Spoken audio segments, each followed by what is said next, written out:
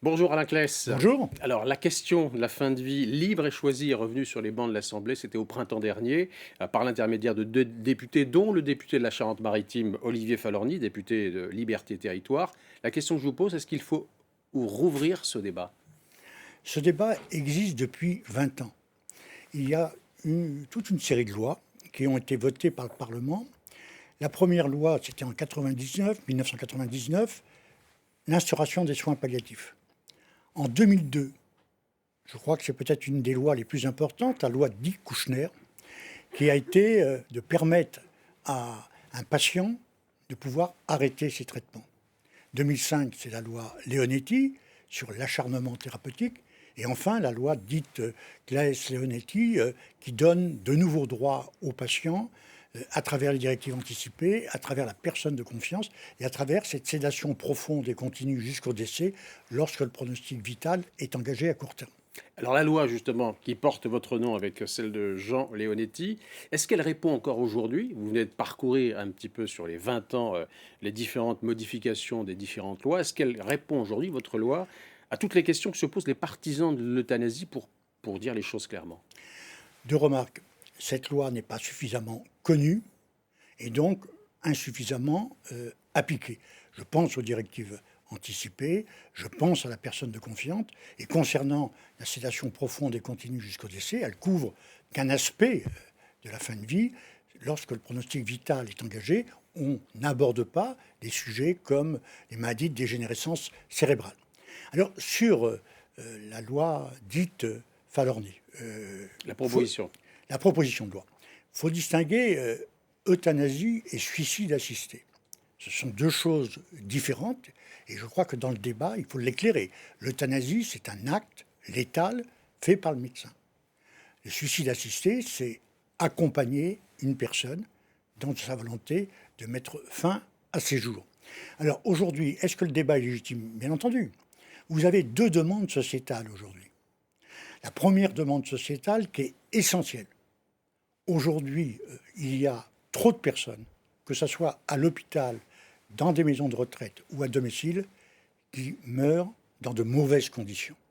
Il y a une priorité. Alors, on annonce chaque fois des plans pour les soins palliatifs. L'argent, c'est pas le plus facile, c'est pas le plus difficile.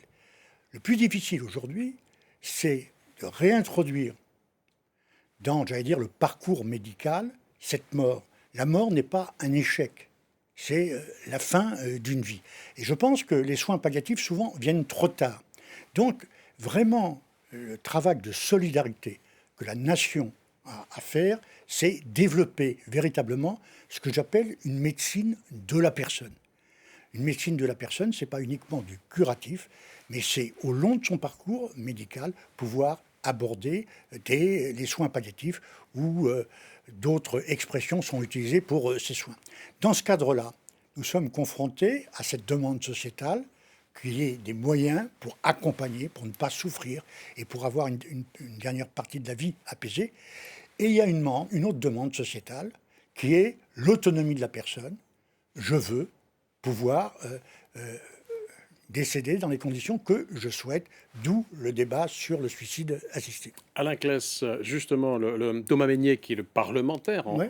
rapporteur donc à la commission des affaires sociales à l'Assemblée, qui est charentais, qui est médecin, urgentiste à Angoulême, dit que finalement on a l'arsenal qu'il faut. Il faut peut-être améliorer les soins palliatifs. Est-ce que vous seriez sur la même longueur d'onde que lui?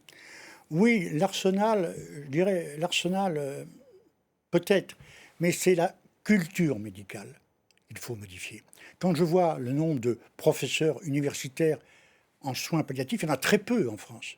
Donc il faut que dans la formation des médecins, dans la recherche, dans l'hôpital, à l'extérieur de l'hôpital, dans les EHPAD ou à domicile, cette culture palliative, qui n'est pas une culture à part, mais intégrée au parcours médical du patient, elle doit être beaucoup plus développée. Concernant le suicide assisté, il ne faut pas rejeter ces sujets-là. Depuis 20 ans, j'allais dire, l'autonomie de la personne à travers les lois a progressé. Donc, moi, je ne suis pas accroché à une loi auquel j'ai participé. Il faut qu'elle soit appliquée, elle peut évoluer, et vous indique que dans le comité consultatif national d'éthique, qui s'est auto-saisi sur ce sujet, j'en suis un des rapporteurs. Je pense que le comité consultatif national d'éthique s'exprimera d'ici la fin de l'année. Tous ces sujets seront abordés. D'un côté, le devoir de solidarité de la société concernant la fin de vie, ce n'est pas quelque chose qu'on n'aborde pas. Et deuxièmement, l'autonomie de la personne, est-ce qu'il y a d'autres étapes à franchir? Et c'est l'objet du débat. J'ajoute un point important. Pour vos téléspectateurs, pour celles et ceux qui nous écoutent, le Covid est passé par là. Et je pense qu'il faudra à un moment ou à un autre réfléchir sur les conditions de décès qu'il y a eu durant toute cette période. Je pense en particulier aux EHPAD. Le personnel des EHPAD a fait un travail formidable.